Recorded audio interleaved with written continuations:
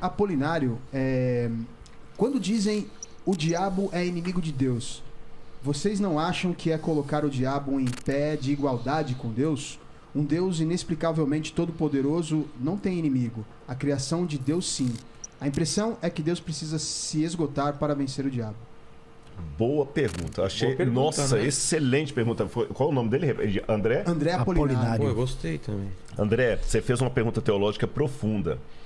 Que eu vou tomar licença aqui. Eu até tomei a iniciativa. Desculpa, Saião. Tranquilo. Eu vou responder com uma outra pergunta.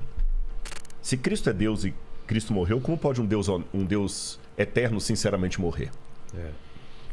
Se Deus é Deus, como é que tem um grande conflito entre o bem e o mal? Eu só tenho uma resposta para te dar, André.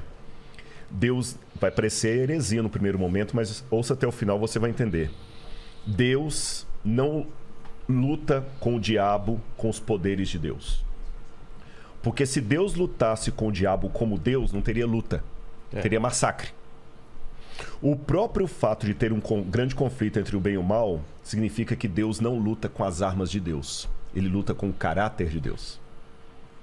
Porque quando começou a rebelião no céu, que se estendeu para o planeta Terra, a grande acusação é que Deus era um déspota, que ele nos obrigava. E quando o diabo nos acusa, não é só acusar os nossos pecados, como muita gente pensa, não. Ele nos reclama para ele. E como no caso do livro de Jó, que ele falou o seguinte: Jó está te servindo porque o senhor compra Jó, tira os bens dele, eu quero ver se você te segue. Deus deixou Jó sofrer para mostrar para o universo que Deus não obriga, Deus não é um ditador. E no final das contas, o bem vai vencer o mal, não com superpoderes de Deus, Marvel, mas sim com o caráter de Deus. Porque Jesus, por exemplo, venceu o mal quando ele estava mais fragilizado, na cruz do Calvário.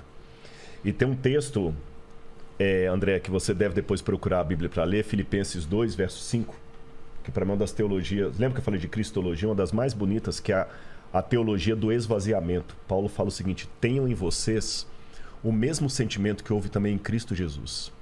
Porque ele, vivendo na forma de Deus, não ficou agarrado ao fato de ser Deus, pelo contrário.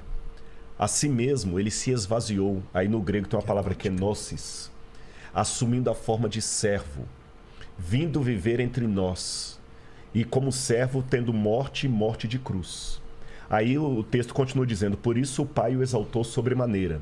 Ele deu um nome que está acima de todo nome. Quando eu li isso a primeira vez, eu falei assim: peraí, parece que os testemunhos de Jeová tem um ponto aqui. Porque se Jesus é Deus, por que o Pai tem que dar um nome para ele acima de todo nome se ele já tem? A questão é o seguinte: até a cruz, Jesus era Deus por natureza. Mas com o que ele fez na cruz do Calvário, ele é Deus por natureza e por honra ao mérito. Ele é Deus e merece ser Deus. Se tivesse vaga para Deus no universo, o único ser capaz moralmente é Jesus.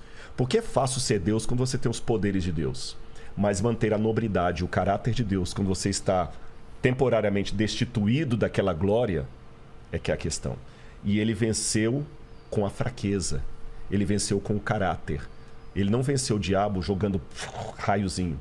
E aquele fogo de enxofre que vai vir consumir os ímpios no final, não é Deus mandando raiozinho ali, brincando, não. Ele se afastando, respeitando a decisão que eles tomaram. Que aí eles vão enfrentar a ausência absoluta de Deus. Mas até então, ele vence o mal com o caráter dele. Cristo se esvaziou para estar justamente no nosso nível. Por dois motivos ele se esvaziou, Pedro. Não, André, né, André? Primeiro, para revelar o Pai. Porque Deus é tão grandioso que se Jesus não revelasse, nós nunca íamos conhecer Deus. Lutero dizia que os homens usam uma máscara para se esconder. Deus é o contrário, ele usa uma máscara para se revelar. Porque ele é tão grandioso que o jeito dele se revelar é se ocultando.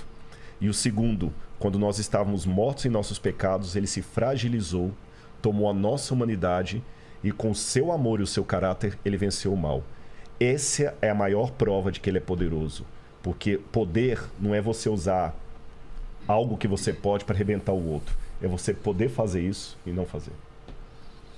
Acho que um elemento interessante é que a Bíblia, de modo geral, e o Novo Testamento enfatiza Satanás como inimigo do povo de Deus.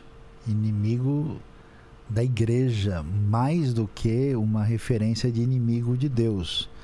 Nesse sentido, ele pode ser visto como opositor a Deus, mas não dentro dessa dualidade, como se os dois estivessem num pé de igualdade.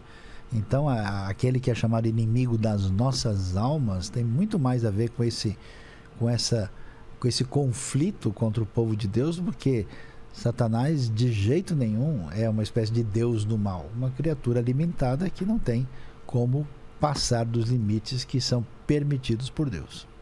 Quis ser Deus, né? Mas não Pois é, não deu certo.